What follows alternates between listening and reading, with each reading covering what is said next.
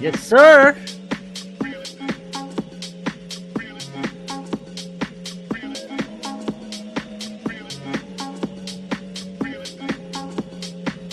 Boy G. Boy G, you're gonna love one of our guests today. DK Bell, welcome in. Alpha Alpha J, J welcome in. UK. What's up? Yeah. Might as well greet the people coming in because I don't usually follow the chat when we're starting. Hello, everybody.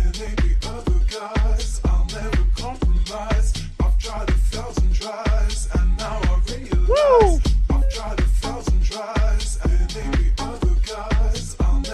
Hey, Gus. Hey, hey. What's up?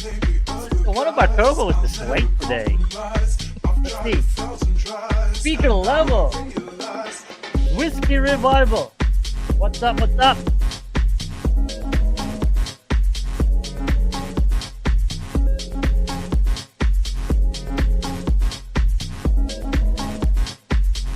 All right.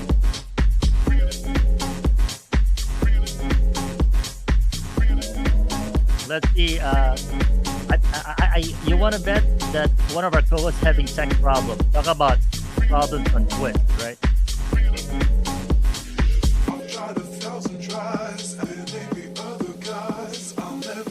Hey, Zen Thankiller, Killer. welcome in.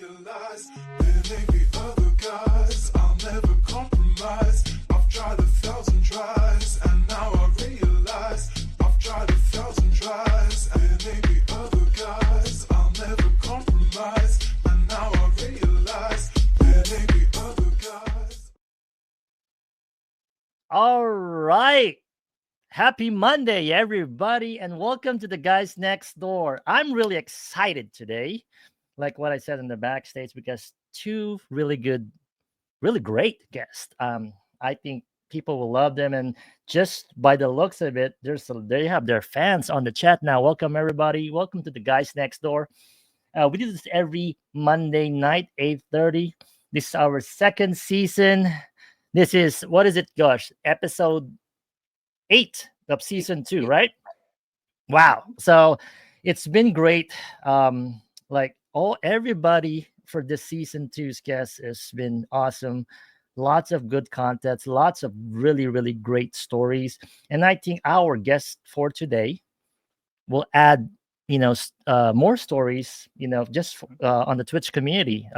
Like what we said to everybody, this is the premise of the show. This is the purpose of the show is to tell you viewers that these DJs, these streamers on Twitch, they're not just good, on the decks or on the controllers, on their own, or even their music.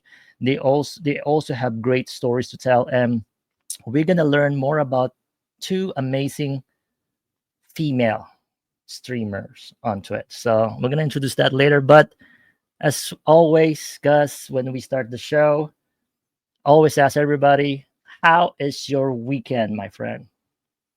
What's new? For me, it was my was that Saturday we prepared And for what is it?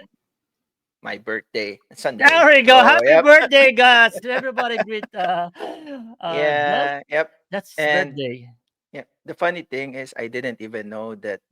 So I thought the party was gonna be at 6. So I didn't know it was at 12. So when you said, "Oh, you need to start," my wife was saying, "Are you sure? Are you sure?" I was like, "Yeah," because I thought it was 6, but I didn't know it was 12. So yep, So, got in trouble for that one. so I did ask Gus to start an NBHD this Sunday. So it was 9. So I got you in trouble for starting Mhm. NBHD and you were not prepared. But Yeah. actually, you told me we were waiting what kind of costume you're gonna wear if on your stream. When you told me because of the freaking DST change, you did not prepare well. But I Mhm. think you did. Not sure if we have that role somewhere. I'm gonna see if I could send it to and show it to the people. Gus, for everybody, every Gus stream is a different costume. Like different. Like I don't think he all the streams that you've done, you didn't well, you probably repeat once or twice, but they were Yeah. hilarious because there were there were hits, right? So everybody's looking to see, what kind of costume Gus is going to wear, right? But unfortunately, I don't think you have one. Uh, Mhm. Everybody was bummed about it, but you actually wore something. So picture this. I'm trying to find the clip, and I actually posted on NBHD stories. He's wearing a pajamas with an elephant in the front, like elephant with the trunk. Hold on a second. Let me see if I could freaking find that because I'm Yeah. trying to. I actually sent it to people, but uh, let me see. But you see what I'm saying? You guys can picture. But I'll see if I can find it later. But it's so hilarious. People are saying like, "What the fuck is going on in this stream?" Because what's funny thing about that is his camera, the front camera froze, not working. So only the Yeah. camera on his crotch is working. So that's the only thing you could see. And then he was dancing. So dancing crotch, and then an elephant and trunk, and then something is flipping out like that. Like, oh my god, it's crazy, but it was fun. It's typical Gus. You did not do a caution, but there you are. Happy birthday, and I Thank think you. that made it memorable for Twitch. And hope you had a great party. Yeah. Right? I Great, did. right. Me, nothing much. Grace got me into a concert with her. First of all, she bought this. I didn't know, and then I only knew that Mhm. night. Oh, we're going to a concert. What the fuck, right? Well, the concert was who was in the concert? So it was Georgia Smith, right? And the concert there, it was great though. It's a great vibe. It's a UK. I think I only know two songs, but it was at the end, so I was jamming at the end. But it's a good experience. But I love it. So that's really what it is. Uh, Virgil, there's our co-host. There's Gus, can you can you send the link to Virgil and send it on okay, let me thing. Yeah, but that's it.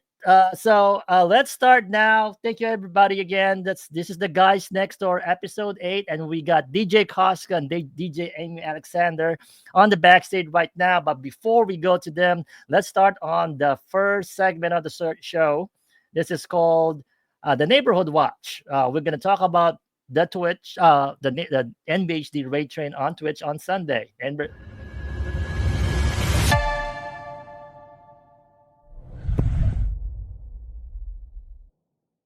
how was the NBHD yesterday? It was again banging.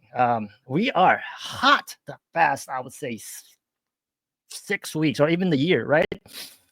The way the raid train's going on right now, it started slow, going the 20s and the 30s, and then picks it up in the middle, and then all the way fucking shoots it up on the hundreds, right? And every week is like that. Even on and I think this is very good support to a lot of the different communities and a lot of the new DJs coming in.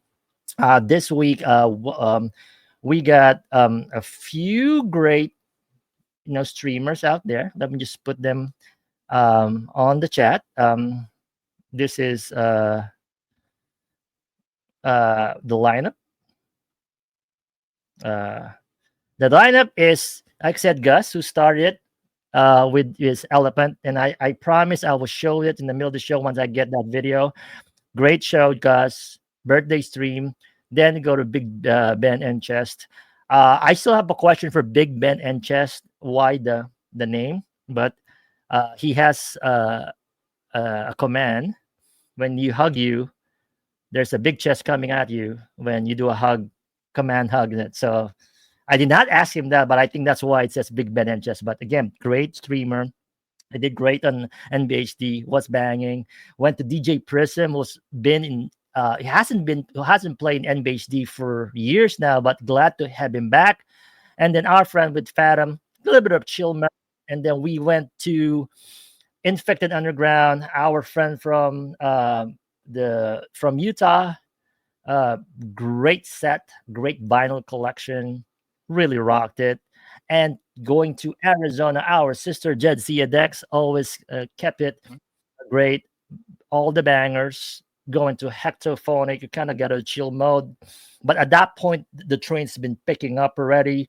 And went to my better half, Grace Music, for more of house music and really picked it up. And then ended with Cass Luna, who's actually her debut on NBHD. And she was very happy. I think everybody did great. Again, if you guys want to join the Sunday Raid Train, and I plugging it as your favorite Sunday train, and it's the longest Sunday Raid Train on Twitch that I know of.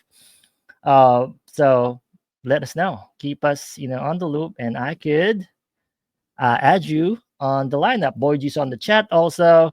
Hit me up, and you can be on the train. And speaking of great people, not late people, but great people, Vern, Sorry, guys. what happening? What Having happened?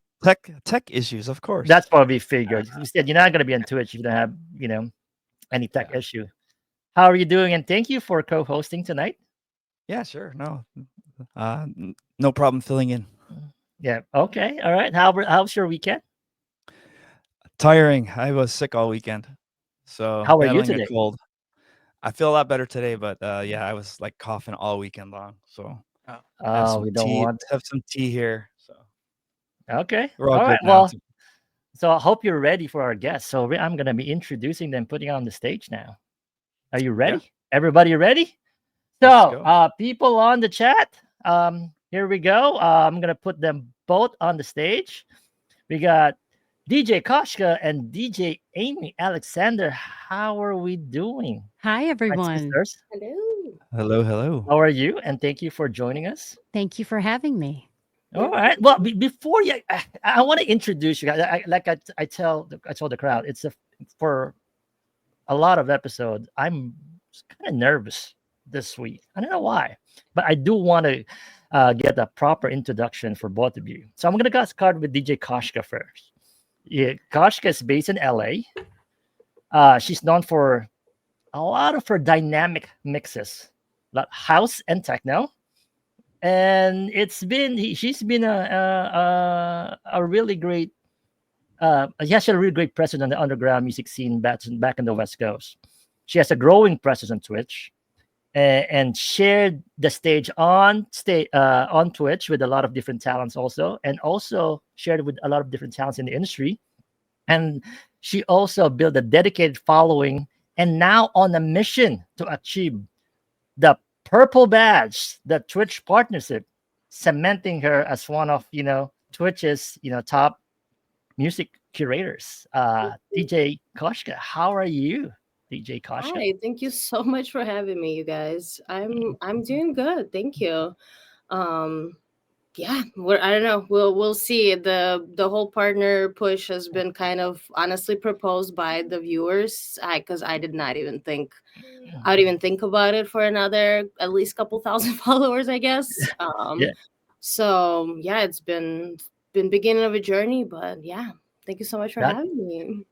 very well. And we're gonna touch a lot of that on later on the show. But I'm gonna now introduce DJ Amy Alexander, a producer, now a Twitch streamer, and I really have a deep passion of a lot of different genre, house, techno, you name it.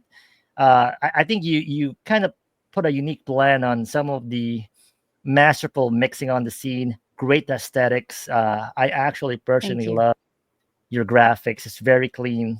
Love it, love it, love it. And uh, she graduated from Berklee School of Music, and we're gonna talk more about that later. And I think in 2025, she's actually launching her independent label called Bolt Baby Records. That's So right. get That's ready awesome. for us to hear Bolt's in the chat. yeah. Get ready to hear some groundbreaking sounds from this label and and the Rising Star, right? So, how are you, DJ MX? And thank you for joining us. Thank you for having me. I am thrilled to be here. I love everything about the community supporting one another on Twitch. This is a perfect example of that platform. So, Mr. Coops, Gus, Virgil, thank you for having me on today. Oh, you guys are very welcome. So, I think a lot of people want to know first your journey, how you started on Twitch. We always start with that. I'm gonna start with you first, Koshka. That's the right name. People, you have to pronounce it correct. It's Koshka. It's all good. Like I It's a was saying earlier, Russian. It's a I'm no Russian, person right? to, Yeah, to it's be a like, Russian term. It has to be like that twang at the end, and that hard on the first syllable. oh Koshka. in it. Yeah, there we go. So yeah, Koshka, how did you start on Twitch? And tell us the story. Um, so Twitch, I think, like for a lot of like DJs are on Twitch, or like regular DJs that were outside of Twitch, big artists. It started definitely with the pandemic. That's Yep. when I started, like, after there was no more shows, because before the pandemic, I would go to shows. I started as a IRL gig person. Like I started DJing out in the club back in Milwaukee, Wisconsin. So I did that a bunch, and I actually started breaking into the Chicago scene quite a bit, because I had Nice. Go some Chi-Town.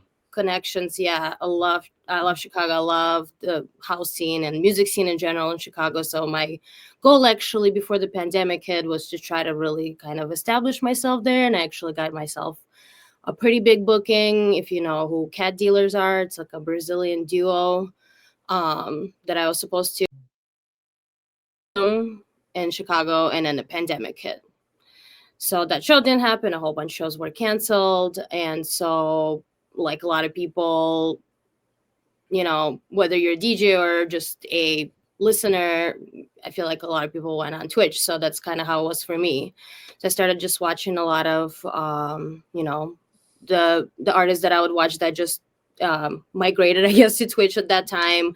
A lot of like festivals, like Insomniac was throwing a lot of stuff. So I was watching that, and I really was already interested in that. And actually, during the pandemic, I did a couple of Twitch festivals that either Right. promoters that Yeah. I've worked with through just went online. So I did a pre-recorded, an hour set that my friend Nice.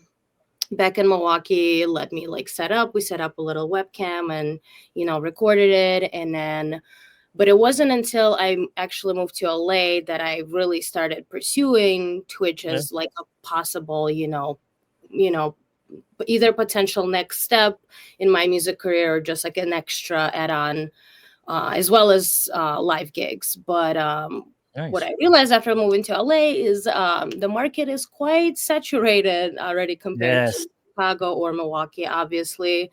And it was just harder to get my footing in to LA scene, because I did a lot of groundwork back in Milwaukee and Chicago. And then when I stepped into the scene as a DJ, it was not easier for me to get gigs, but I already kind of had like a back work that I've done without honestly realizing that I did that. So, but then, yeah, once I Nice. moved to LA, I was like, ugh, I don't know. So my fiance was willing to basically help me out on the backside of things, as far as getting the camera, getting us a setup, getting appropriate cords, like all of that.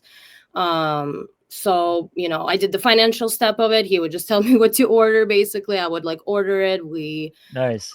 financing to the camera that we still have. And yeah, we set it up at our first apartment. And I decided that Tuesdays were going to be my day that I could integrate into my day-to-day life, because outside of Twitch, I am a server. So, and I couldn't do more than one day at a time. So I was like, okay, Tuesday it is. So yeah. And then kind of started, over 3.5 years ago now. That's 20. And Yep. 2021.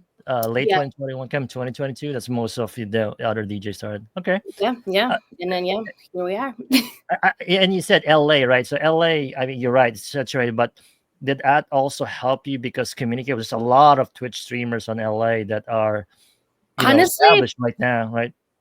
I like, well, yes and no, because I feel like Okay. even at the time when I came onto the Twitch stream, I was still kind of watching a lot of more mainstream, I guess, DJs. Like I was not as tapped in as into community for my first probably good year and a half, Okay.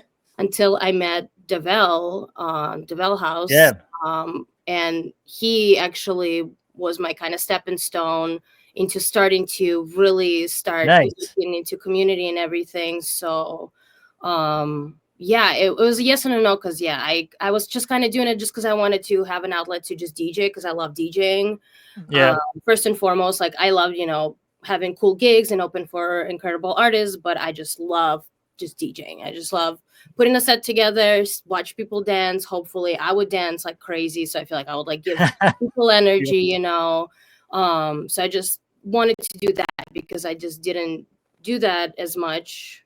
So I was like, okay, I want and just keep the practice of it too, I guess, in a way. So at first I was just doing it just for that. I didn't even, there was no really like, let me build a career out of this yet, at All right. least. Okay. So yeah. All right. Yeah, So eventually when I found out about Deval and everybody, I was like, oh my God. And honestly, I think that's until yeah. I think probably last year I was still kind of like shy to try to reach out to other people. And now I'm uh, like, okay, I want to extend well, myself because I love I the think that's community. how I thought we got in touch with you. Now looking at this, right? It's probably through Devel we found you, and then that's how you got names. That's great. Yeah. Awesome. Yeah. Obviously, Remote. yeah, Amy. Obviously you have a different path because you're I don't know. You just started this year, or last year on Twitch, and how was your journey? Right, both of you have a really good background in the DJ scene, but on Twitch, like, when did you start, and how did that evolve? Sure. Well, specifically, I actually created an account in 2020, like the rest of the world.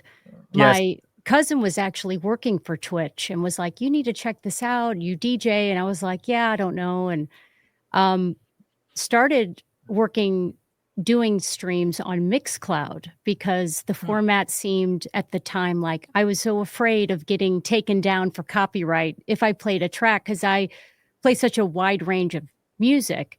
Right. And then I had found that Twitch had more popularity and had more engagement. So with my marketing hat on, I thought, okay, I'm going to check this out. And it actually wasn't until December of 2023 Okay. that I actively started streaming. And so this past year, I've decided to dedicate and just kind of say yes. If you got a raid Yeah. train, yes. If I've got the time, I'll do it because I've met so many amazing people. I've been DJing.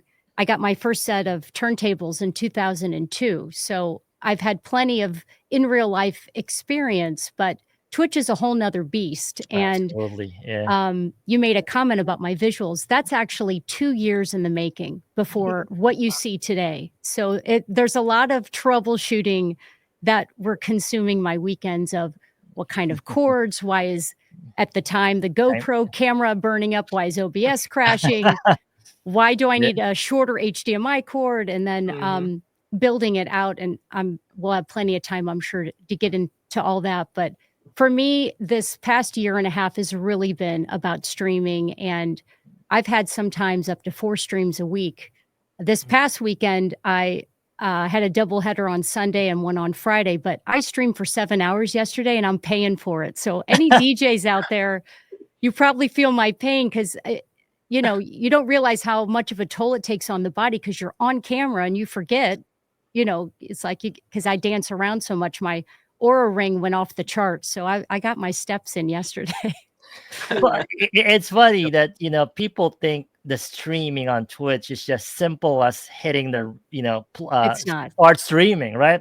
Right. There's the audio routing. What Kosh said, you have to have somebody do that. The audio routing, the video, all the technical stuff, and then you also have to make sure your stream quality is like top notch, right? Correct. And aside from that, it's also managing the viewers. So it's not easy, and people have No. done that. Like everybody at some point, even me, like for a bit, it's all of this, and then having. Are you guys just doing it by yourself? I know Koshka, you said your fiance has been helping you. How about you, Amy? You've been doing it all technical stuff by yourself? I do have some help with visuals. I have a VJ that assists me where we kind of storyboard out what the stream might look like. Holy shit! You Whoa, storyboard your wow. streaming? Well, Wow. it's visually. impressive. So Okay, Yeah, but still, that's still- like it still works. next level. Okay. it's over the top, really. But for me, it's all about the immersive journey.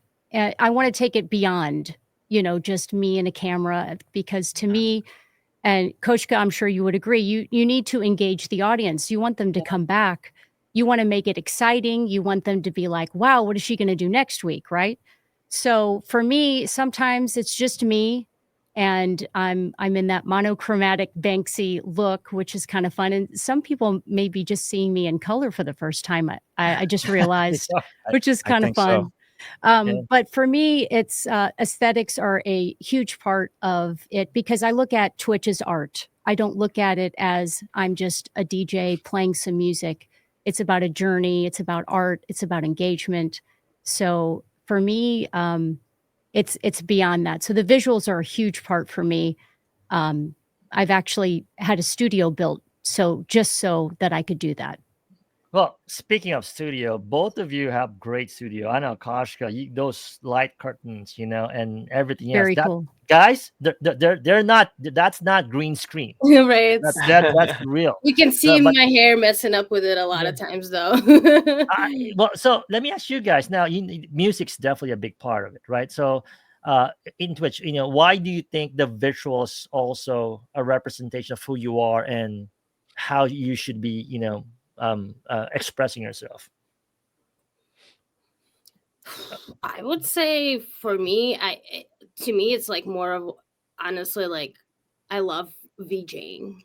Like if I wasn't a DJ, maybe I'd try being a VJ. So like just having that aspect of it, like I have a few overlays that I also mess around with. I have like some dancers that we have preset that I kind of put in, or like I have Shreks when we're feeling goofy, I'll put that up. So it's just that extra.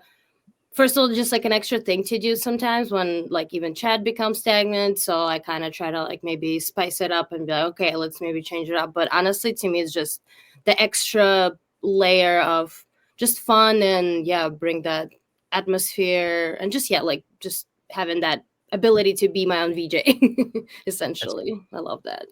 So you VJ at the same time as DJing. Yeah, so the curtain lights it's the Govee curtain lights. So they're I have an app that I control them with. So I have all Cool. these settings. I have like the music set up where it can, goes with the music and stuff. And then you can either also make your own visuals or people like upload them. So I'll sometimes look for them, download it, add it to my collection. So yeah, I have like a Very never cool. growing collection of weird little things. Yeah.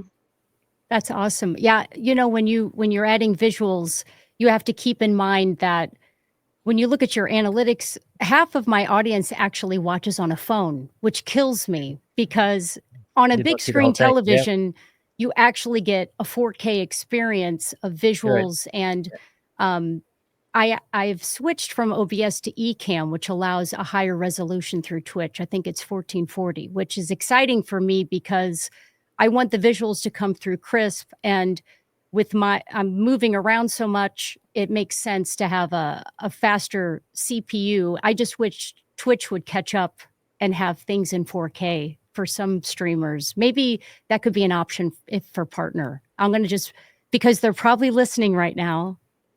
I'm going to put it out there.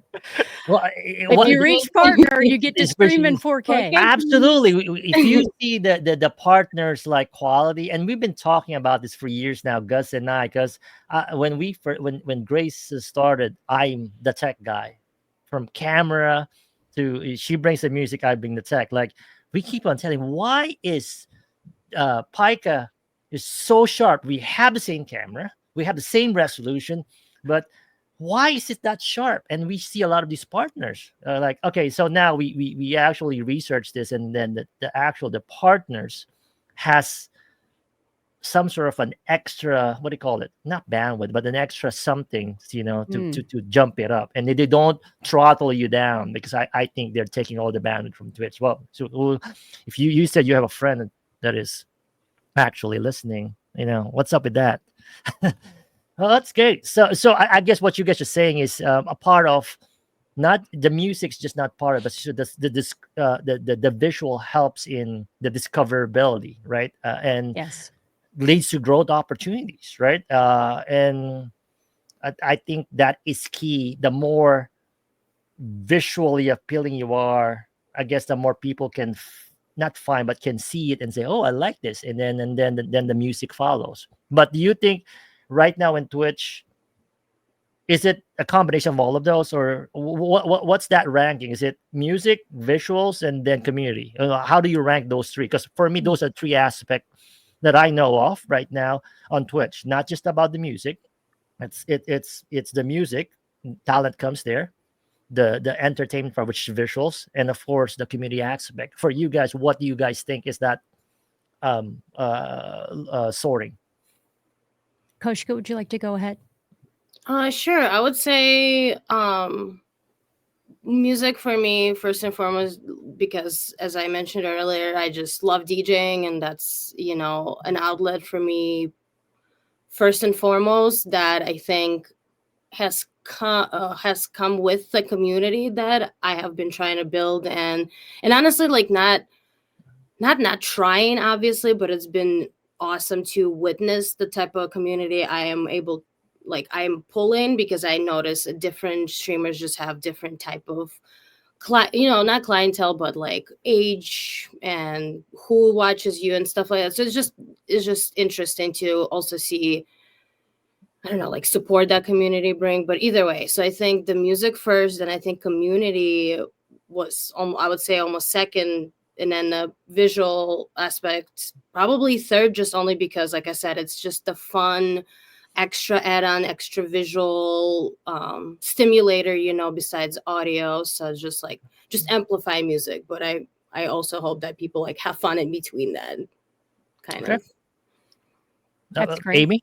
Yeah. Well, because I rely so heavily on visuals, it's higher on my tier system for me. But honestly, it's about the community. They're there for music. They want to hear good music. They want to be entertained. I mean, Twitch is a dopamine machine. You're can't sleep at 2 a.m., you turn on Twitch. You're having a bad day, you turn on Twitch, and you just Yep. resonate with Great. whatever channel is going to give you that rush. Mm-hmm. But I hate to categorize them because they're all high value for me.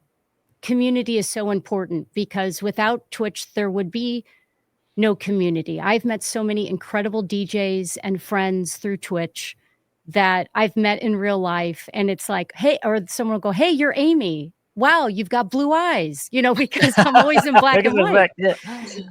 But for me, you know, taking people on a musical journey with the visual immersion and engagement. And you know, my mod squad is incredible at keeping the chat moving, because that's also important. If you have a stagnant chat and you're just kind of standing there, you're like, you've got 50 lurkers, you know, what's the point? Yeah. So having everyone involved is important. But for me, the visuals, it's a bigger story, because I eventually want to translate this idea in real life. So into a stage presence. So everything I'm doing could easily be done on a main stage with the same equipment that we're using is the same equipment VJs use worldwide. And shout out to my VJ if you're tuned in, because it does make a difference. And I think people want to see a show. I look at it as a production. I look at it as a musical journey. Let's have some fun for 2 hours. I kind of call it self-care, because you forget about life for a minute. If you have a 2-hour stream, Koshka, you may think this too. Let's say you had a bad week, but you've got a stream, right? Mm-hmm. I had this experience this past week. I had a very stressful week, but I was like, you know what? People are waiting for me to go on. They're ready to listen to music. They might have had a bad week too. Yep. So let's have some fun. And then the next thing you know, you're like, hey, we're 10 minutes into the raid. You know, and you're like, where did that time go? Yeah. Because you get so lost in the music. And I think people like that. And they want a place, they want like Cheers, right? They want a place to go. Everyone gives them a shout out. Hey, I know you. Good to see you again. And it's really, really hard. Koshka, maybe you can relate to this too. There are so many DJs I have connected with. They're streaming all at the same time. And so it's like you either have to tab up or you have to commit. And sometimes life is lifing and you can't make that person stream who is always there for you, and you feel bad. But it's really hard sometimes to how you're going to divide your time, because as a streamer, you have to also support the people that come and watch you. Yeah. And it's not always easy. And you have your, you know, real life, you know, not things that need to do too, right? Because Oh, not yeah. just DJ, you have your family. And I did say that somebody's 2 hours is different from somebody else's. Somebody's 2 hours because that person committed that time is already equivalent to somebody's 10 hours because that person has family. But I think having that presence in Twitch, and Grace felt this, and she told me like she has a Wednesday show, like you owe that to them also, to the supports. You feel like you have to go there, 100%. and that everybody feel like it's not that you owe them. Well, you owe them because they're looking for that. And to your point, Amy, it's a lot of outlet for a lot of people. We have somebody last season that says Twitch is their life because that helps them on their mental their mental state, their sanity even, right? Because Amy said it, like you can go at 2 a.m. if you're feeling lonely or feeling like you're gonna do something stupid, go on Twitch and you're gonna meet the people. It's Mhm. funny though, there's always somebody, if you go on somebody's channel, even if you don't know, and it's funny, you're gonna see a person that right? Yes. And what did I say, Virgil? How many what's percent of people that are that we met on Twitch are awesome? I think I always Oh, said it's like 100%. yeah, yeah. Well, I give it a Almost. 95%. There's a 5% still that I put on the side, but 95% of people we all met on Twitch. And look, we all met on Twitch, right? And Right. even the chat, right? I feel like I know everybody, like just talking to you guys and hearing this from stories from Amy and Koshka. It just makes it all closer. So this type of I guess experience on Twitch, do you say that this is the key difference between DJing on the club versus on Twitch? The community, is that really the biggest factor to you guys think? Amy, I'm gonna start with you on that one. Sure. Well, I would say a DJ at a club has to read the dance floor, Right. and a DJ on Twitch has to read the chat. Yeah. So you're dependent on the emotes, you're dependent on the speed at which people type, or if they're having a conversation about what they had for dinner, then you're losing them. So you can't really get that type of read on a dance floor, right? They're either dancing or they're not, or they're at the bar. But on Twitch, when you see the chat and you see it moving, and if you're playing, and Koshka, you may relate to this because we both play house and techno blends. If you're playing techno and you're starting to get a little weaned, it's time to switch it up a little bit into something else. But Yeah. the chat, I would say, unlike a YouTube stream, Twitch allows those Yeah. animated emotes, and that drives the fuel of, okay, I guess they're liking the vibe. Let's keep it up, and you don't. So I read the chat as the dance floor. Kausha, you want to add something on that? I What was Amy yeah, says I is was just gonna energy, the feedback. Yeah. Yeah, I agree with that. And like with the dance floor, same with the chat, like I feed off of people's energy essentially, whether it would be like if I'm seeing people are moving and interacting with not even with me, with the music, I guess, and then same in the chat. And like I call, like when I like start getting into it or whatever, I call it catching a vibe. So once that happens, I feel like usually also people see that, and then we have this like back and forth almost.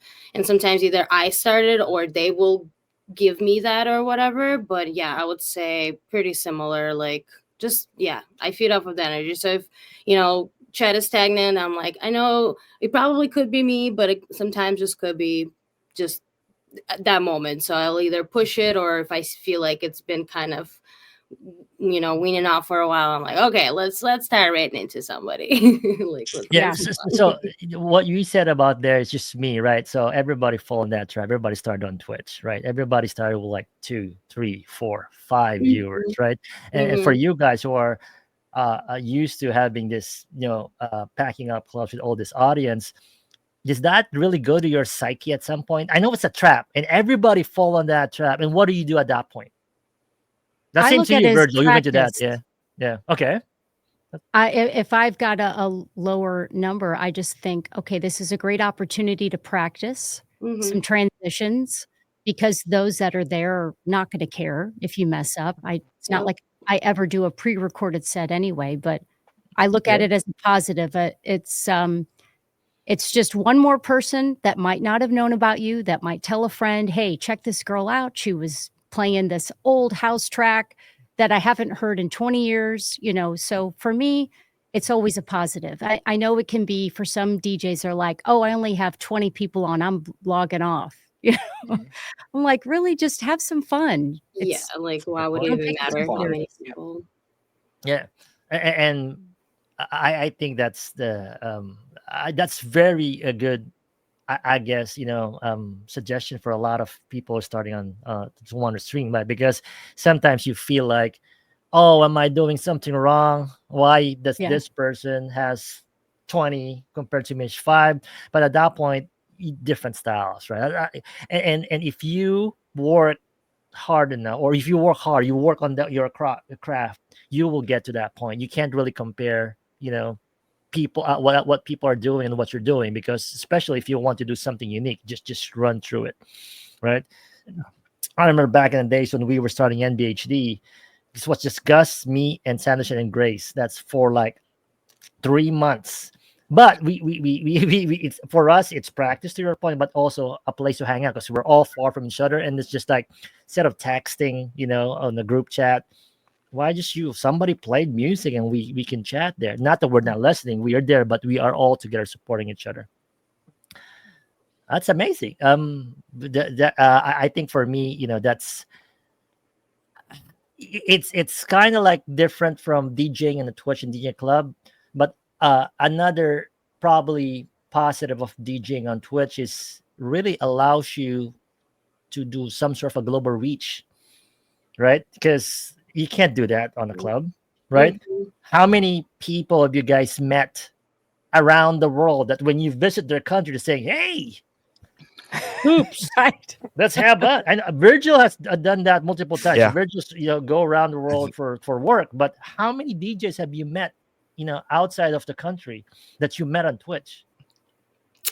Yeah. It's crazy, right? So have you Yeah. guys gone to other countries and you met somebody that you just follows you? I would say I have not met anybody outside of, unless we're talking Canada. I've met a few Canadian streamers. Yeah. That's outside the Like, country. That counts. Yeah. That's out of yeah, country. yeah. Yeah. Yeah.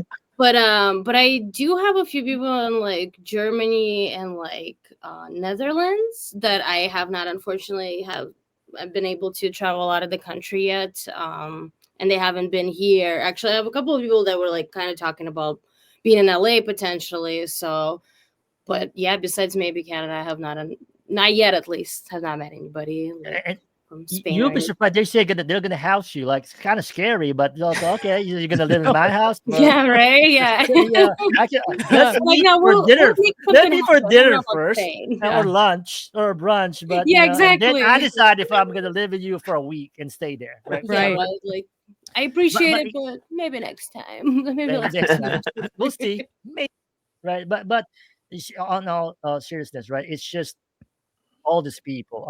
Amy, if you're having a good following right now, but I'm not sure how many uh out of the country DJs have you met already. Just a lot of NBHD. It's really surprising that you're gonna get this outside of your IRL DJing on Twitch, right? I have a slightly different experience because I've Oh, lived okay. in London, I've lived in LA, I've lived in Atlanta, I've I had a short residency in Miami, and so for me, um, having all those people I've met over the years in real life come to the show now, so I get to connect. Oh, That's right. So awesome. it's slightly a little different. And then when I go to like ADE, for example, I get to meet a lot of them because we're all in the same world. And so we talk and we'll go to gigs together. And it's kind of funny because when you go to a gig with a bunch of DJs and the DJ messes up, you get kind of Yeah, that, yeah. Like, Yeah, like, oh, I know no, that. I wouldn't have done that. Or Amy's Yeah, Oh, Amy's you're like doing building an great. empire right now on Twitch. I'm trying. Yeah, like it's great. Yeah. And hey, the DJs are on the chat right now. If you're a real DJ, go to Twitch. Follow Amy's Twitch, and don't forget about NBHD. But that's the thing, right? So with just not just that that just that presence, just a community. I think there's a lot of people that watches everybody and want to grow that and reaching out to you NBHD and to all of this new talent, right? Coming on Twitch. Let's get them on and then build that Yeah. that real DJ. Not, fuck the gamers, right? Let's just get. Sorry, was a gamer out there, Boy G. I'm sorry, not you. I love you, you know that. But let's get that. Let's get that presence, right? Awesome, right? Well, uh, I'm going to talk about. I'm going to shift gears a little bit and just talk about Koshka's musical journey, right? So now you're pushing for partner. You said that it's people have asked you to do it. People said it's stressful. How was that journey so far right now? I mean, or just taking strides at it? I'm I'm taking strides at it, but at the same time I'm trying not to focus too much because the numbers game can be very tricky and very psychological. So I kind of go with the flow. I have a couple of people kind of teaching me to like tricks and sticks that I can kind of acquire to get there Devel might help faster. you. Devel went through that same process, right? Yeah. 100%. He's been very helpful. DJ Peach has been very helpful. So Peach, okay. yeah, just kind of been just taking it a stream at a time, basically. And then I have a few raid trains coming up too, so that I think will help. Actually, the last neighborhood train I did was awesome. It was an hour and a half, and it got to 100 people at one point. And I was like, I was not trying to do like a partner push, but this will be nice. I know it'll look good for the for that reason too. So I'm not pushing it too hard right now. I think once I think my averages kind of go up, I'm gonna start doing more. But right now I'm just kind of like going with the flow. I'm trying to let people know. So if people are willing to rate into me or just check me out, lurk, whatever, just anything helps. So it's just been interesting. I'm enjoying the process. I'm not gonna lie. Like I can't as much as I'll have like things that I will overthink about. At the end of the day, I'm just Having learning. fun.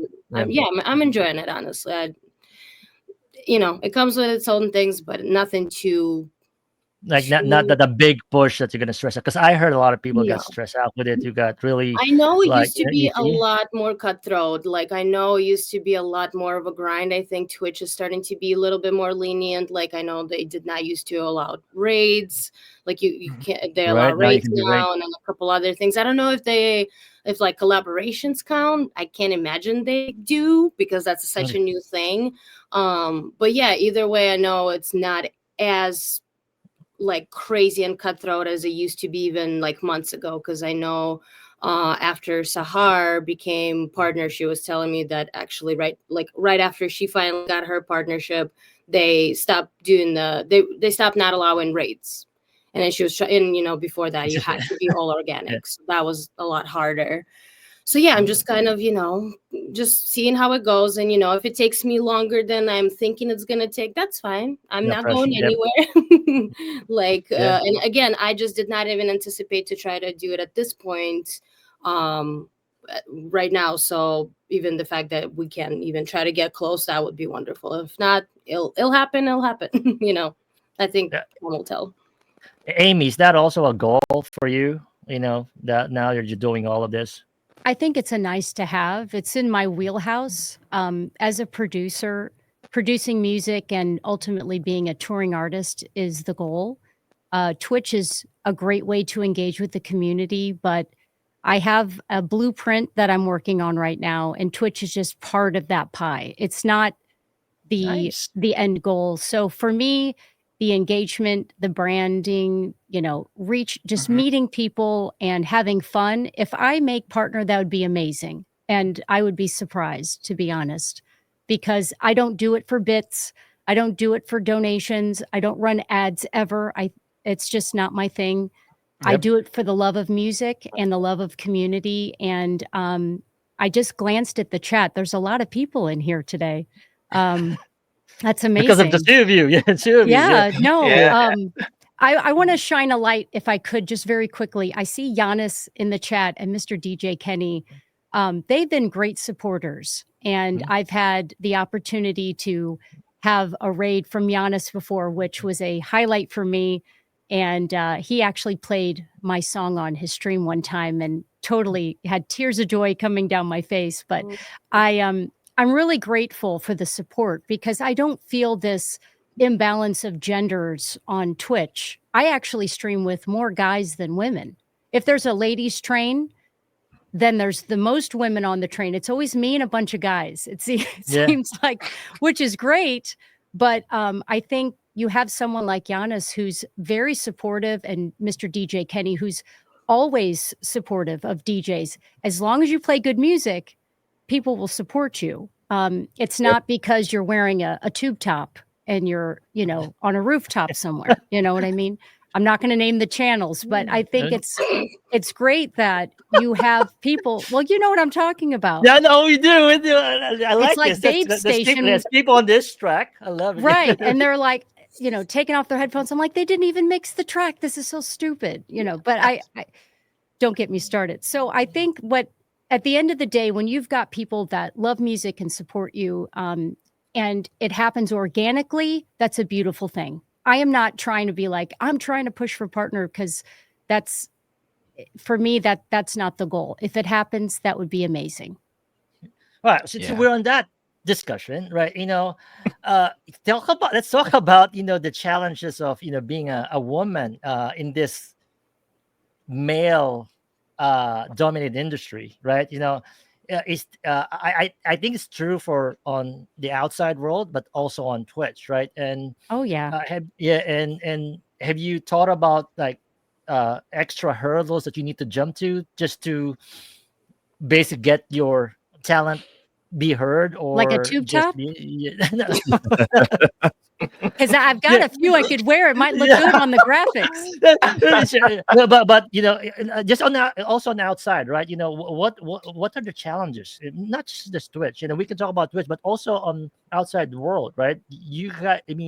I feel like, no offense to the guys, right? I think the women always have something to prove. They have to work twice, right? Look, but tell us more about that experience. Koshka, I'd love to hear. Oh, you. I'm. Koshka, how about you?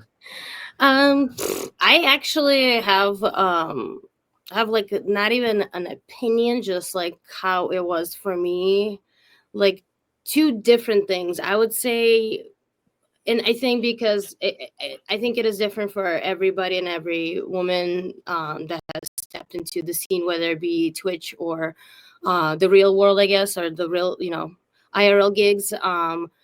Because I think I had like a little backbone and a little like I basically was, I had my connections kind of established pre-DJing. So when I came onto the scene, I did not actually necessarily had problems getting a gig because I'm a woman, because I think also at the time, because when I started DJing, it was 2019. I think, because it just turned 6 years. So 2019, it was like the thing that actually I feel like promoters were craving, because it's like, oh my God, girls can DJ. So it was like a thing that people almost were like putting on to be like, look, we're progressive. We put girls on the lineup, or we do all female lineups. Yeah. So actually in that way, I don't think it was as challenging, weirdly enough. I don't know, maybe it was the timing and whatnot, because I don't know how it is nowadays. But I want to almost compare, like I said, it was just, again, it was very competitive. And like I said, LA market is even more saturated, even more competitive than Midwest, Wisconsin, Illinois scene was. So it was just very, it was competitive, but it was also very like not cutthroaty. It was very like gossipy. So, I'll have people smiling in my face and be like, oh my God, I can't believe it took you so long. You're so talented. And then the next day I find out that these people all think that I don't deserve the bookings that I get, basically. I'm like, Wow. That's crazy. So, and it was with female DJs too was like literally the same thing, where it's like, no, I think we have all room to win and we have enough gigs, and then it was just like no, like I deserve it was just weird. But then in LA, I'm having a different problem, which is a very LA thing. I don't know if it's everywhere, maybe LA and maybe like Miami or something. Having struggles to get bookings, not because I'm a woman, but because I am not an influencer. So the amount of my followers on Instagram are not quite good enough to get certain bookings. It's like, doesn't matter. Good, I'm good. Am I not? Who gives a fuck? I only have 3,000 followers on Instagram, so it's not good enough. So like, It's crazy. It's a weird thing. I don't even think it at this point has necessarily to do with the male female thing, and most of the industries to this day obviously very male dominated, so it's not even, it's just the connections, basically, just who do you know. So it's been more of that than necessarily the gender thing, but it's two different aspects, I guess. Do you have a different take on that, or a different experience, Amy? Only because if we can all go back in time, 2002, no YouTube, no DJ academies, no technology like today, no Instagram, and very small pool of female DJs out there. And when I started, I actually went by DJ Free City because I didn't want them to see it was a woman on the lineup. Because back then you'd have a flyer in the club, or it might be in a magazine, local magazine for the city. And I didn't want to deter the club from not having it was just a very different mentality at that time. So I actually got more help from male DJs than female DJs when I started, because they looked at it as competition. They're like, here's this young girl, what are you going to do? And so you have to work twice as hard.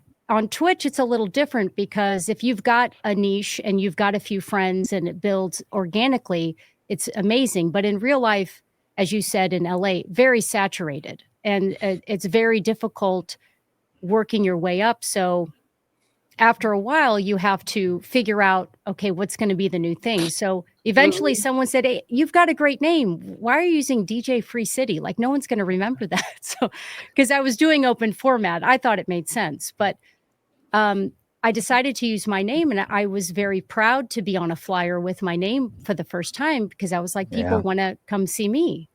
And so that was an exciting thing for me, but it is very tough. And then even when you get into the production side, there's like 3% makeup globally of producers, mixing engineers. And I'm proud to say I have a female who's amazing. Her name's Gloria Caba. And she is one of the very few sound engineers in her game that's been in a very long time. And I'm proud to have her work on my projects, because women do need a voice. And I'm not trying to make this about gender, but women do have to work just as hard as a man in this industry, whether you're a producer or a DJ. But you also have to have the talent to back it up. It's not just because, oh, she's a cute girl. And I'm going back to the tube top thing. I don't know why, but she looks good in a tube top. Let's bring her to the club. Hey, Gus wears tube top, by the way. So Gus, stop worrying that Amy's not going to go to your... Let's see it. So I don't know if that answers the question, but in my experience in real life, if you're starting out in 2002, I mean, if Twitch was around then, it would have been very interesting to see where we are today. Yeah. I mean, I think I've seen, because coming back from when I started, and I've been out of the game for like 10 years now, but we had some of the best female DJs when I was spinning here in Chicago. We had Psycho Bitch, we had Terry Bristol, we had DJ Colette, we had Dakota. I mean, we've got all these women that were amazing pioneer DJs back in the day. And then sometime around like social media is kind of when it all took a turn. It was crazy to see that it was just all about the music scene back then, right? And I think it should still be that, but it's definitely taken a turn. It has. Yeah. Maybe Koshka and I can change that.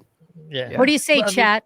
Yeah. There you go. Well, I'm gonna not call them tube top DJs, but more of like look first versus the real female DJs, right? Yeah. So so do you think it's more of like it's now skill versus aesthetic focus? But here's where I'm coming from. I know, and this is where I want to be fair, right? There's a lot of talented people. There's Oh on yeah. Twitch. There's also like people who are there because of, I would say, they're good in branding, right? They Mhm. look great, right? They aesthetically, they look great, something like that. But do you think that's also there's also hard work there for them to move that, right? And I know as the real DJs in the real world versus DJs on Twitch, do you think that they also deserve credit? I'm not saying their music sucked, but I'm saying they also work for it, right? And that's probably a part of Twitch. It's not just about just the music; it's also about branding or we touched this on one of the episode wherein it's like skill versus an artist versus a skilled DJ, right? Do you think that's also it's also fair to say they also did the hustle of of doing all of that before they become famous? Well, it depends what YouTube channel you watch, because some people will say this is a plant or an industry plant, or Yeah. they will say uh, they don't have talent, but they have the look. So let's get Mhm. some ghostwriters behind them. Let's get some stylists and just totally change them around to make something new. We see that in the hip hop industry. It certainly happens in other genres as well. I Mhm. think it is very important now that you just produce and play good music, because branding in itself, everyone has access to the same tools, the same apps, the same filters, or whatever you want to call it. It's how you use them. And if you're also talented, then you're one step ahead. So you have someone like Koshka who's working really hard in Los Angeles. She's building an amazing community on Twitch. She's trying to make a name for herself, in her own town, and it's not easy. But you have the talent to back it up, and you understand music, and you're still going to grind and just do your best. And not everyone gets it. They give up too easy because their ego gets in the way, or they're not focused. But at the end of the day, if you just play good music, you're going to resonate with a lot of people. Yeah, I agree. I Okay. also, it's an interesting, like, there's a silver lining to it. I feel like, especially now that I've experienced and met so many different type of D, DJ streamers, that a lot of, I feel like 80% of them are about the craft of it, just truly Mhm. like just truly DJ, connect to the community, provide that like extra entertainment aspect to it. Sometimes, do the games like the spinning the wheel and stuff like that, like. And then I've noticed like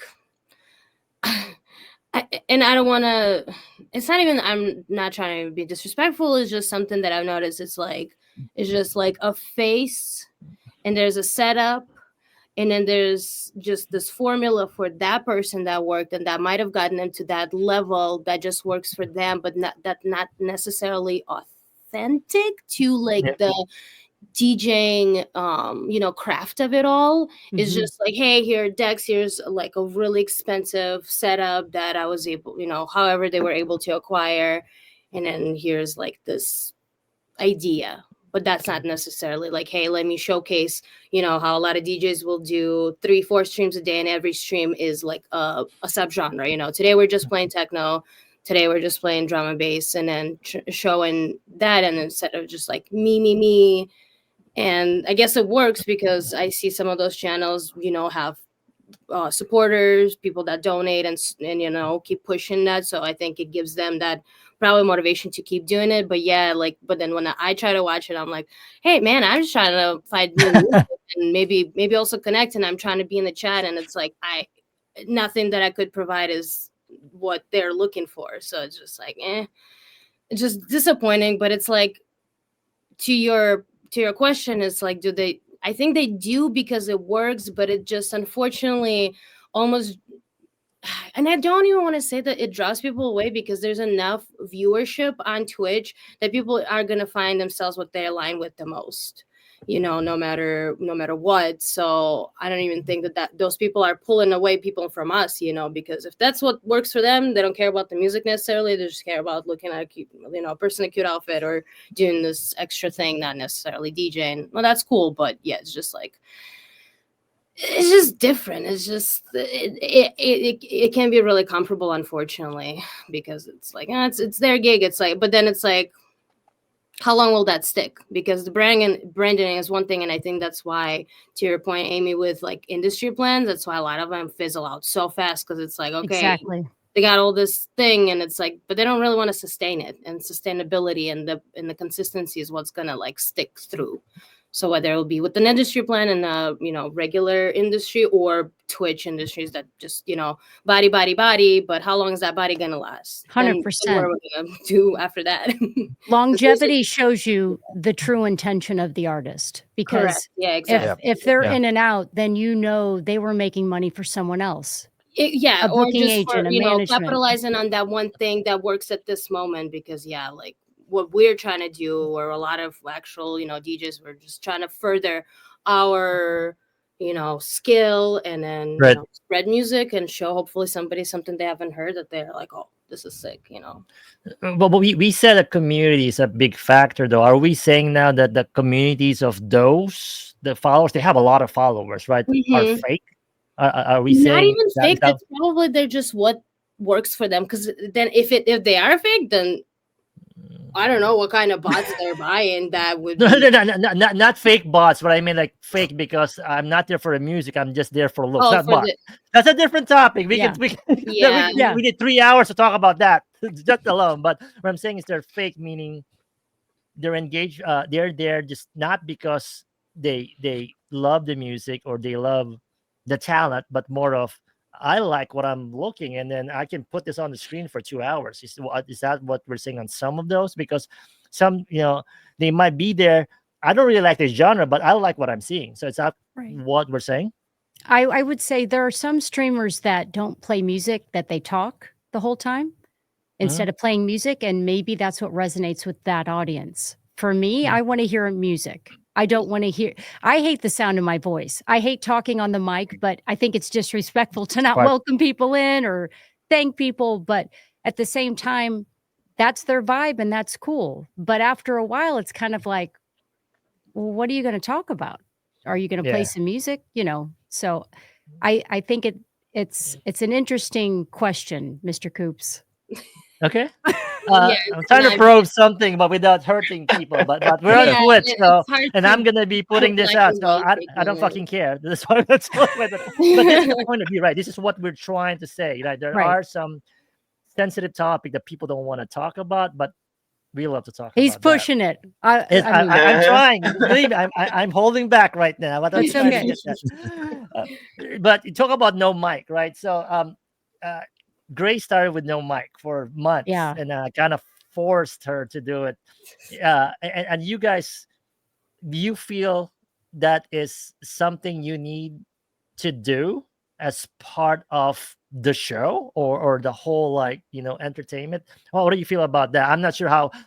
I seen you both, right? You don't talk to Mike a lot, and especially when you are on the zone, When right? the And, hat's backwards, I'm not going to talk. Oh, there you go. That's it. So, Now looking at that where do you? I'm in do the you- zone. Where do you think how does people? How do you suggest people use the mic on the performance on Twitch? Amy, I'm gonna start with you on that one. Sure. I think it's your channel. Do whatever you want. If you want to Okay. talk, if you don't, that's fine. However, I do think for me, it's annoying because I want to upload my mix without microphone. And I know that you can do there's ways you can route it and stuff, but I have so many wires and lighting and everything going on around me. It's just one more thing to add that I don't want to mess up. I have a trick on that. I can teach you that. I would I love finally to got hear that. it. I got it with Grace. Yeah, But okay. for me, I think it's just a courtesy. At first, I was like, I just want to play music. I don't want to talk to anyone. That was my attitude when I very first started because I hated talking on the mic. I didn't Yeah. have mic confidence, as they would say. So now when I listen back, I'm like, oh, well, just shut up, just play the music. Cause I think it's very important. People are taking time. There are thousands of people streaming, and you want to make it worth their time. So the least you can do is say, welcome in. If you happen to catch them, or have a mod team that's Yeah. really good about welcoming people in, and make everyone feel important, because no one's better than anyone else. You're on there to play music, and I think it's great to use the mic. But I think if it's your channel, do whatever you want. That's my thought. Okay. And Kosha, do you think that might help the viewers to get to know the DJ more beyond the music? Do you think that that is one of the reasons why you're using the mic on Twitch? For me, Yeah. yes. I'm a yapper. I like to talk. I'm not really good at talking on the mic, weirdly enough. So it took me like a while to really like. And again, the first like year and a half, I was streaming to like 2, 3 people, and mostly would be my friends. I wouldn't have a lot of like outside of people for at least first good year. Like after a year, I think it started to be like, oh, or I would promote myself on like EDM Chicago side. So one time I remember when I got like 30 people and all these new people were chat. I was like, oh my God, is this what it feels like to be a famous Twitch person? Like it was so exciting. I do enjoy, like I personally enjoy having the mic, just that way I can interact right away, because I'm not really good at typing and responding, and I don't have like a super strong team of mods yet, at least to kind of respond to everybody. But I also like that because I feel like it makes people connect more with me. Obviously, I feel like people get to know me a little bit more personal outside of me just playing music. But yes, if once I'm in the zone, then or if there's a lot of people are commenting and I just don't catch them, it's like, I'm so sorry, because it will be like a lot of times like a big raid or something. And yeah, so if I'm in a zone, I mostly am probably gonna like try to react to a thing or two that I see immediately. It's hard for me to kind of tune back in, and I feel like my chat is also really good at like just having conversations with each other, which I love. And sometimes I'm like, if you guys are like having a good conversation, I'll just provide the vibe.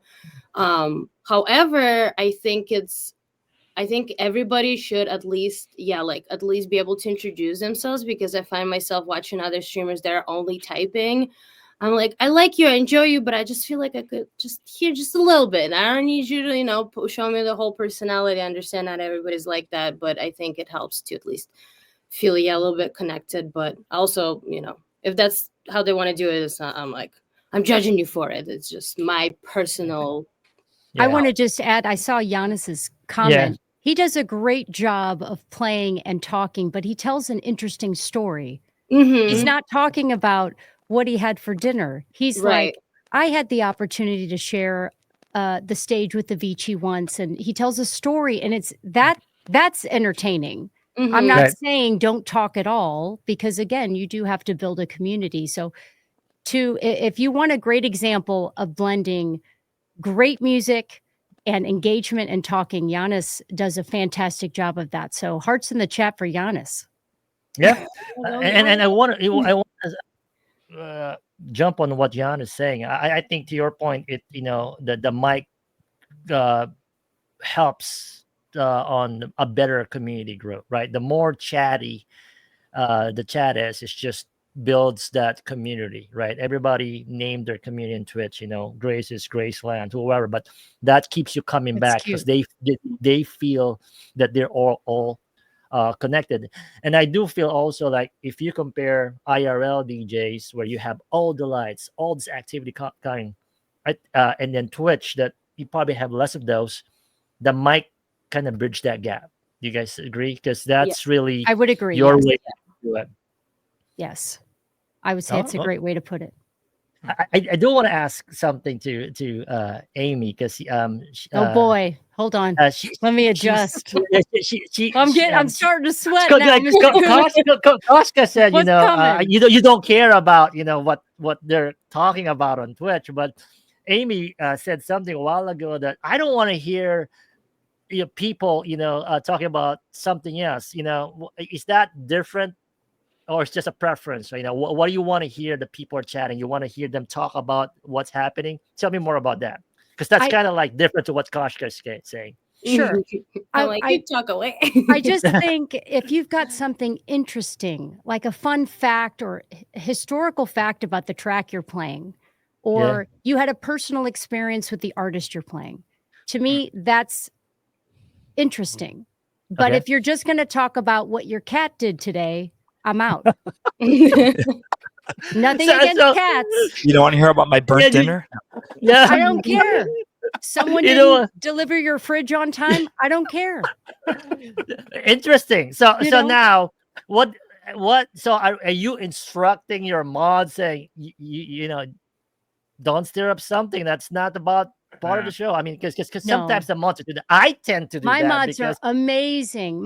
Look, I'm very much I like to keep things on brand. I really yeah. don't I don't drink or smoke during my show. I don't Mhm. curse, or at least I try not to. The occasional techno track will have, words in it. And then every single time I play techno and it's really like hardcore, Father Damien comes in every time. And Oh I'm my like, god. oh, forgive me, Father. I'm going to say some Hail Marys. I'm so Oh my sorry. god. So it's funny. Yeah, Father Damon always, for some reason, on Grace's stream, I don't know, he times that. Father Damon always comes in if there's either a curse word on the track that's playing, Always. or It's like he we knows. were talking about something. God Like, told him, Amy's playing some curse words. You better you go might in have right watched now. him. And Yeah. I'm like in ghost mode and it's all dramatic with the cathedral in the background and Mary. And I'm like, oh my gosh, what am I going to do? I It remember happens all lyrics. the time. Yeah, on the track. Fuck that bitch. Fuck that bitch. And Father Right. I'm Damon like, like, holy shit, Father, I'm really here he sorry about that. comes. Blessings, everyone. I'm like, oh, hello, Father. I'm playing techno right now. Oh, Twitch that's crazy. confessions. Yeah. Yeah.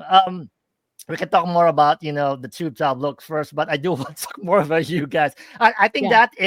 that is a topic that we will last for 3 hours. But I Amy, know. I'm sorry. I rambled. no, that's great. But on your end, so you obviously had started your own label, right? Yes. Yes. So That's awesome. tell us more about that. That's exciting. It's very exciting. And it's actually more of a business decision because I want to own my own royalties and masters. That's the main reason. I like Yeah. to, at least my entertainment lawyer tells me that's the best thing to do. But I'm actually involved in the Toolroom Records Artist Development Program. So shortly before going to ADE last October, I decided to join the program. It's a 12-month program, and it's all about helping the artist in their development, whatever they want to do. And so Right. for me, I have specific goals. And like I had said, Twitch is a small part of that. But in that course, it's also talking about the business side of running a label and understanding. So eventually I want to expand to include other artists. And it's so easy to start your own label. If you've got the time, a good lawyer, and you have the know-how, and it's, a lot of people are like, I can help you do this, and I'll get you signed to this label. And that's great. But what's really cool is owning your own stuff, because one day if something hits, you own it and you don't owe anyone else. Yeah. So if you want to license it for sync, for television and film, clearing a track when you have multiple people on it is a nightmare. But if you own it outright, it's easy clearance and you own all the royalties. So for me, it's purely a business decision. Okay. And Koshka, on your end, I know you also started producing music. Is that also not the goal, or is just the goal also to Amy's point is to own your own music and get it out there in the world? Is that also your goal? I mean, right now my goal is to start producing. Mm. I'm still in the process of just having enough time. It's been like such a freaking chaotic year, like last year and a half. To just because I have Ableton and everything, and I do have a couple of tracks that like I've worked with my fiance because he's an incredible producer, and I have like multiple people that can point me, once I do start to learn. You got Amy there. Can help you. Oh, there. It's not my phone Yeah. again. Yeah, okay. Heck yeah. No, absolutely. But right now, yeah, right now the goal is to finally like sit down and really get the craft going, because I think I do know exactly what direction I'd want to start with my producing, which was a big also goal, because I was like, until I know it's kind of started, I don't want to be like too broad, because I like bass house, tech house, techno, progressive. I like them all, and like I don't want to Pick a overall lane. yourself too much, you know. Yeah. So, but eventually, yeah, absolutely. I mean, I don't know, because I am part of a label. So I don't know how much that constitutes me as like if I do start releasing, if I do release on that label, if how much of the ownership I'd have. But I don't know. I as of right now, in the next, I don't know, 5 to 10 years, I am not planning on starting my own label. That's for sure.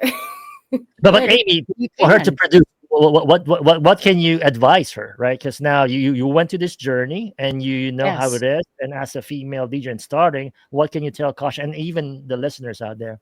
Well, the journey's as long as you want it. So Yeah. if this is what you want to do and you're doing it, some people don't do it for the right reasons. But if it brings you joy, like it does for me, I can sit in front of Ableton 8 to 10 hours and try and make a track. Some days it clicks, some days Hmm. it doesn't. But if it makes you happy, just go for it. There are so many great resources for free online where you can get some advice. I do suggest getting an actual attorney involved and getting contracts, because again, you just never know. You might make a Right. track and one day it hits Hmm. and then you're like, what do I do? Okay. Excuse me. For me, it's like I'm doing all the planting in advance for when it hits, not Hmm. what am I going to do when what happens after. So Right.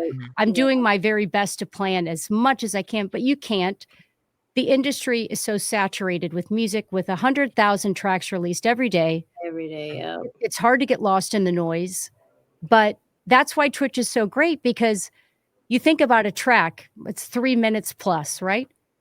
You have only so much attention for a track, but on Twitch, you get to talk to them for 2 hours. You get to Hmm. play your own music if you want to. Yeah. So Yep. the longevity and the engagement just increases tenfold. So it's important if you can mirror those two together. So I say every single day, learn what you can with production, whether it's taking a course, whether it's your fiance, teaching you, just don't give up.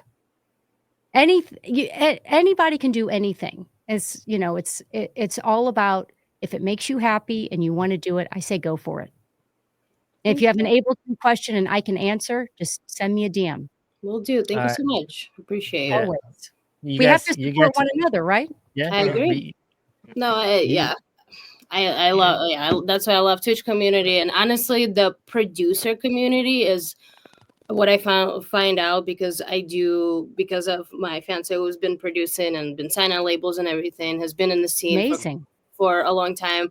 We know we have like a really tiny community in LA of also all producers that are like very in tune with each other, always like to help out, and I just love that there's not that like competitive. It comes more competitive, I think, with DJ gigs, but like as far as like producing, everybody's very like willing to help each other, show each other new tricks Yeah. and stuff, and I You're just, ahead of the game, because gatekeeping is also a big factor. It's who you yeah. know and who can, for the right reasons, of course. But Mm-hmm, if you 100%. if you build a great community outside of Twitch to help you with your production, and they've been signed to labels, and you make something that would resonate with that label, you're halfway there.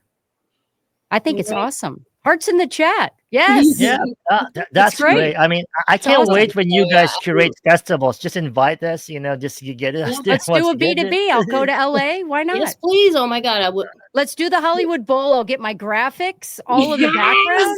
Yes. Let's go. Let's So you do hear it. it first, B2B. But that's why I love about this. It is just connecting these people, and you get and you talk about connection. You talk about connection, right? It's just like Mm-hmm. people that you know. I mean, sometimes it's even with job, everything that you do, it's really the people that you know. My son asked me one time, why do I talk to strangers? Like I can talk to anybody. I cannot sit next to somebody in a bar that I will not Yeah, talk to not that really. person. Mm-hmm. Because I told my sons that you don't know what you don't know. You don't know if that's somebody that can help you in your life, in your Right. job, or Yep. something else, right? Right. Well, first of all, you will know if that guy's an asshole. The first sentence Well, or whatever. Right Well, away. Yeah. Sure. first wait a minute. But again, Mhm. but how would you know that if you don't talk to them, right. right? Yeah. That's That's true. always been great. Yeah, that's great. Okay, so what do you think is the next generation of female DJs look like? Knowing that you guys have, it's funny, you guys have so different path, but also the same. You know what I'm saying? Like Mhm. you're starting, you're there, and then going up, and you can have share. Why can you highlight the impact of your work? To the next Hmm. generation of female DJs. What can you advise them? Not just DJs on Twitch, but also DJ in general. Like Grace, on the other hand, right? She wants to produce. We're procrastinating, right? Mike Freak already offered her, come to Maryland, and then and to Mike's point, what do you guys want? We just can't pull it off. I mean, we can't. If he leaves her job, but she wants to do it. What do you think? What you guys can advise? What do you think? The job that you've done. What's the impact of a lot of these female DJs, not on Twitch and also in the real world?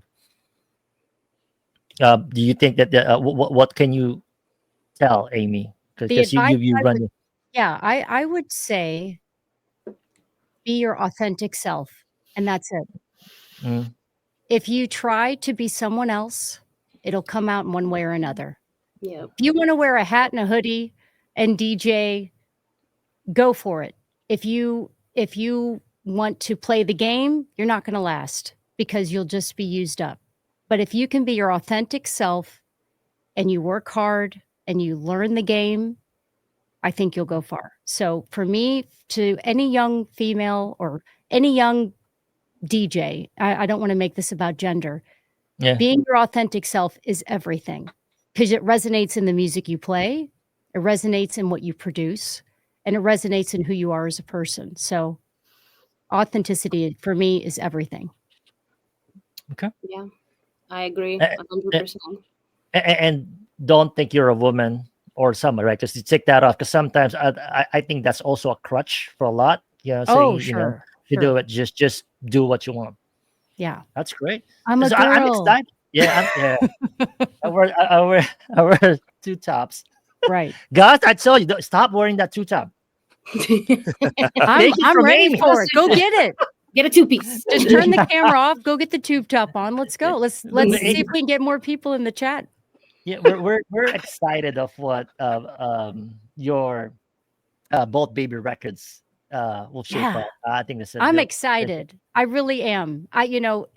On paper, I have everything against me, but I'm not going to give up. sometimes if you think everybody's against you, that thing works, right? Sometimes that is a sign that it will work. And I have to say also, I have a wonderful support system.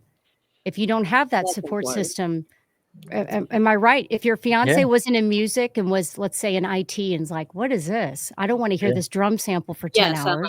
100%. You Yeah. know, I think what's important is having a support system. And this is beyond people on Twitch. I'm talking about your inner circle, the people that you call at 3 a.m. when you need something, where it's like, if they unconditionally support you, the sky's the limit.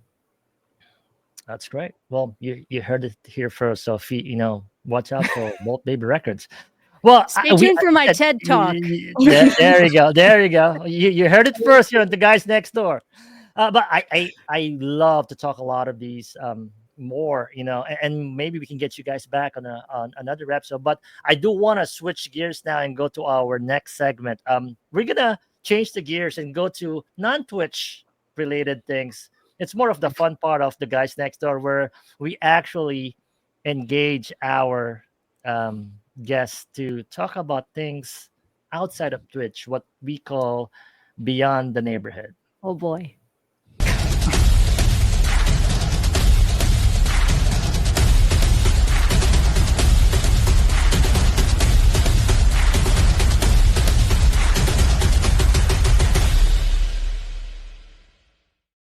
Don't be scared, because With that intro, think you're building it up. Well, this yeah, we usually don't know where this leads up. Actually, the next segment is much scarier because Oh, we're gonna boy. ask the audience. But this one, what do we have today, Gus? I know we prepared for a few topics that we want to get your perspective because these are the topics that kind of blows our mind, and we said, this is what we talked about daily with you guys, but with me, Gus, and Sound Decision, we want to see what's your perspective. What's our first topic today, Gus? I think what we have is the DST blues, right? Daylight Yeah. saving time. Right. So So this is. I know a lot of people have been talking about this. We're not going to even talk about the yesterday. cat. Yeah. No cat. So Yeah. it's like DST, right? So DST has been built what 1700s or resurrected by the 1940s on World War One. Do you think that well, first of all, you guys have DST, right? You're not from Arizona or Hawaii that they don't practice. Thank God for them. Uh, do you think that we should abolish DST? What's your perspective there? Because for you, Amy. Oh, my goodness. Well, I'm already thrown off with the 1 hour.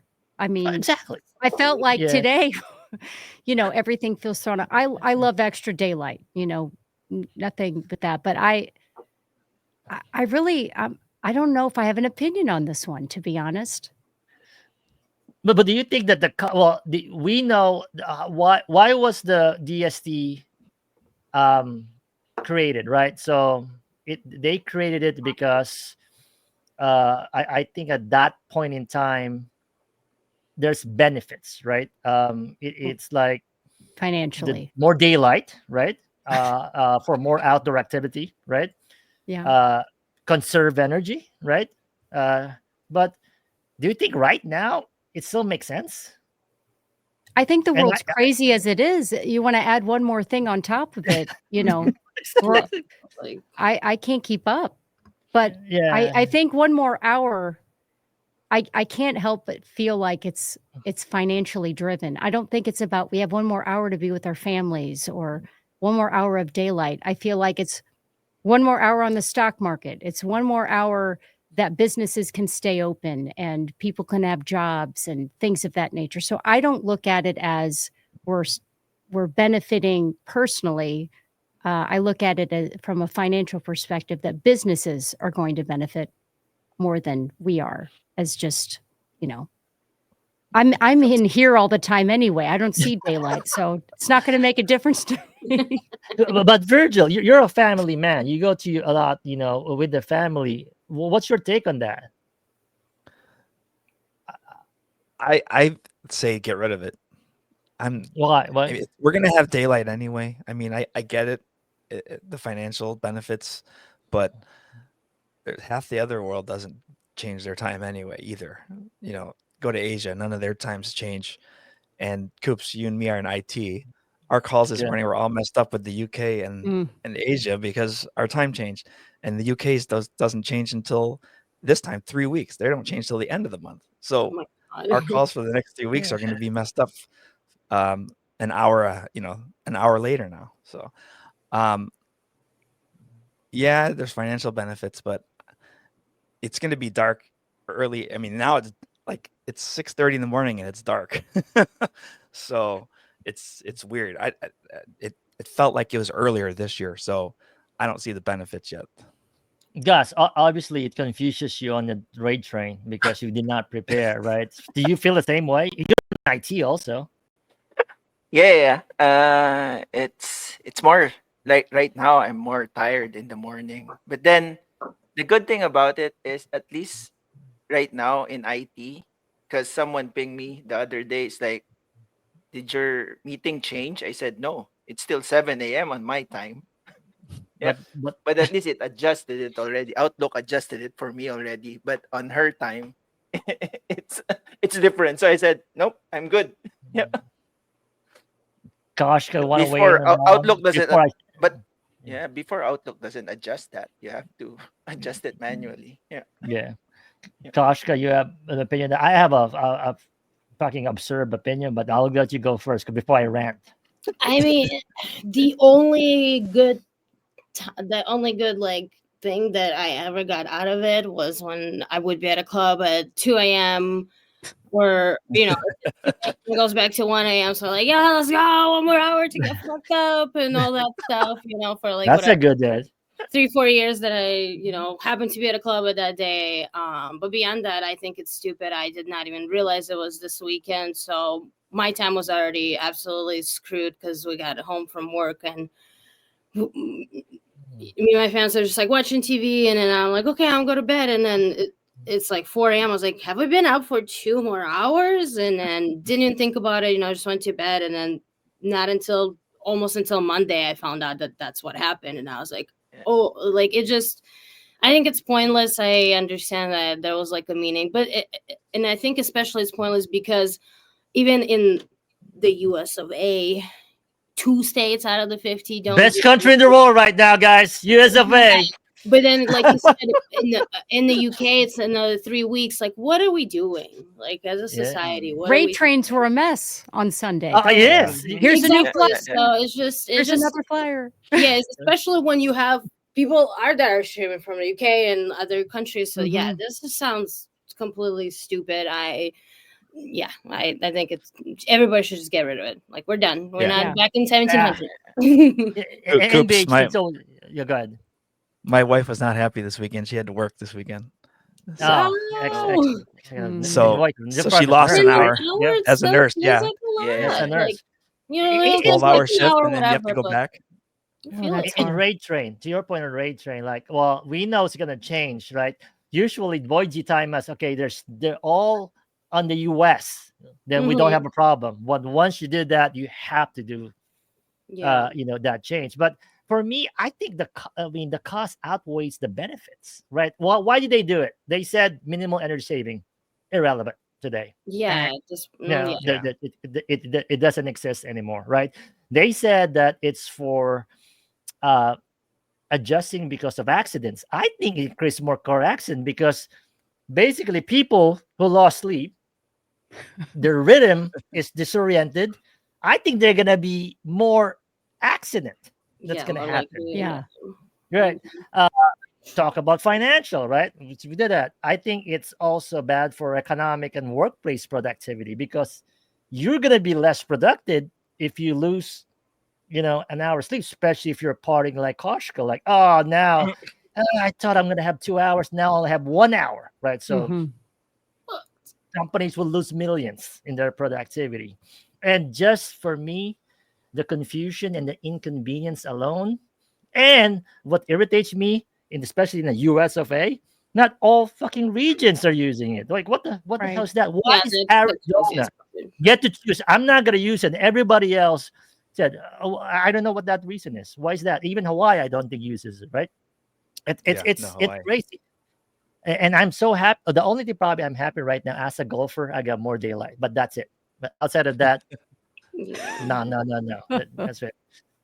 So that's my rant, and I have to get that out because it really, really annoyed me.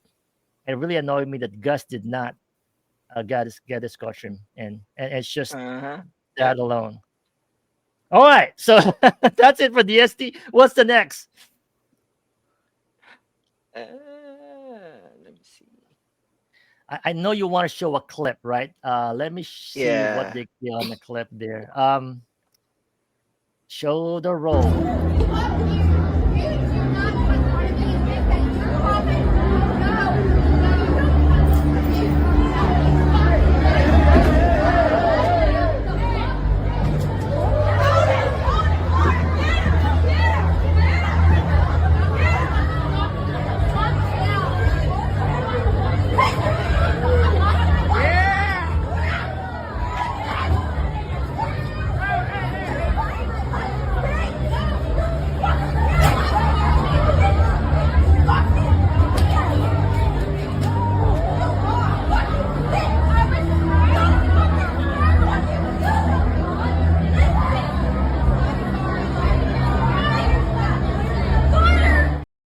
All right, this is in a festival, right? You all went to a fucking festival, so this is hilarious. So, have you guys? Is that how it is on festivals? It's just that Hot Mess Express is what it is. Yeah. It happens at a lot of California festivals. I'll say that it's definitely Next to a something. porta potty? Not next to a porta potty, just like dumb ass fights. Like I've noticed. I mean, it happens, I'm sure, everywhere, but I feel like every time in California there's a festival, I see a freaking thing on Twitter like, "Oh my god, this fight broke out." I was like, "How? How do you guys? It's supposed to be Wow. blur." But wasn't it like a Taylor Swift concert? I Oh, guess that so, makes it even festival. better. I think that's what it was. It's crazy though that if I'm on Yeah, that and site, apparently the lady who starts to run in, it's like the girl's mom that starts like oh fighting shit. off the girls. Yeah, I Yeah. remember when that clip came out. Like I watched a bunch of stuff about it. It's I, on I his. just I just feel for that guy who was stopping them. But Yeah, right. well, Can you imagine if know, you're Chad. going and the door flies open though? And you've got That poor girl these was just women like coming at you. let me She's get like, out. hold on. well, not to mention like that's not Mm. that's dirty. Like for me, if I'm gonna go and fight, wait, Oh, can we move like that way, 10 yards more? my 'Cause OCD I would kick know I'm in. gonna. You No see way. how you're gonna be lying down that porta potty? Can you imagine that? No. Nope. I don't No like thanks. touching grocery cart handles. I could not handle that at all. Oh, No No. way. seriously? Not so you have to wipe them Oh, before you use I it. always do. Yeah, Yeah, it has to. Yeah. I have to. It has to. Or Be. hand sanitizer as soon as I get in the car. But Shit, I'm doing it that's wrong. a whole nother podcast, Mr. Coops. I'm doing it fucking wrong. I That's mean, the after hours. That's the yeah. afters. Hey, can you imagine that card on Trader Joe's? I just pick up. Oh, you're returning that card. Oh, let me use it. Like I do that all the time. I'm guilty of that. Like fuck. Yeah, if Amy saw me doing that, no, Mr. You know Cooch, what, no, Mr. Coops? You can tell a lot about a person when you grocery shop with them. all right. Everyone in the chat, pay attention to this.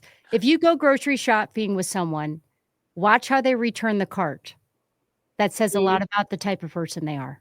If they just Shit. throw it in the median, sorry, or if they actually put it in the cart Put it in the cart. trolley, or they bring it all the way back, Oh my that god. is a true test of humanity. I'm telling you, you Mm. can, if you're starting to date someone, take them to the grocery store, Like, hey, let's go let shop. them pass the test, make sure they wipe down the handle. No, I'm just Do the 5 Sorry, step it's true. sorry, Grace. No Wipe the going back. handle, I think yeah. I'm guilty of a lot of those. Sorry. You'll I don't know how many times that Grace yelled at me. Put the card back. Oh, No, you Yes, don't Grace. return the card. Y- Not good. No, dude. There you I go, told you that. guys. I returned the card, but here's what I Right. do. I'm across. I think I could push this right on that slot. He's golfing it. I'm He's trying to do golfing. that. Boom, and the next you know, nope, it's not gonna make it. It's not gonna make it. I'm guilty of that. I'm. Do you guys have Aldi at all by you? Yes, I love Yeah. Aldi. I got Where they Trader charge Joe's, you a- but they they're charge you a related, quarter. right? Yeah, you have to like A bring quarter, it Yes. to get it. Yeah, and you They get your should quarter charge- back when you return the cart. You got 50 cents now if they give you Cart narcs. what do you call it? Wipes. I guess that's for Amy. Amy's probably gonna even pay I know, I'm $2 for weird. that. I'm weird. It's just how I am. See, the only problem I'm is like you, yeah, Amy. yeah. Thank you, Virgil. I feel normal. Koshka, please Yeah. tell me you There you wipe go. the cart down when you if Wipe you the have cart the down. option. Don't. And I as soon don't. as Oh, you for get me, done yeah. loading the groceries, hand sanitizer. Done. Thank you. Do you guys Thank bring your own bags? Because here in Pennsylvania No. or Philadelphia, they you have to pay for bags now. Yeah, Chicago. You have they to do. pay. Yeah, Yeah, bags. a lot of them are doing that right now, right? So Yeah. do it. But the bags at least are the thicker, so it's like okay, it kind of like justifies it because like in Midwest, every time I go visit, they're free, but they're like flimsy, really Oh, thin the plastic. thank whatever. you bags. Yeah, they- imagine they're gonna charge you those fucking thank you bags. I'm gonna. Oh no, yeah, Oh, that gonna was something. Koshka, they charge you now for those flimsy bags in Chicago. They do. It's like- Oh, Really? Yeah, Oh. How much I'm do not they that charge for surprised that? actually, but that's annoying. it's like 10 cents, but Koshka knows how Wow. flimsy those things are. Yeah, Yeah. $1 for a plastic bag in Denmark? Giannis said the plastic bag deck was like $1. Wow. wow. Wow. Is What it a does nice that- bag at least? Is Yeah, it like it's a like Is a it Louis like an Vuitton or IKEA something. bag? Or? You want IKEA at least? Damn, $1 for a bag. Imagine Wow. how that's insane.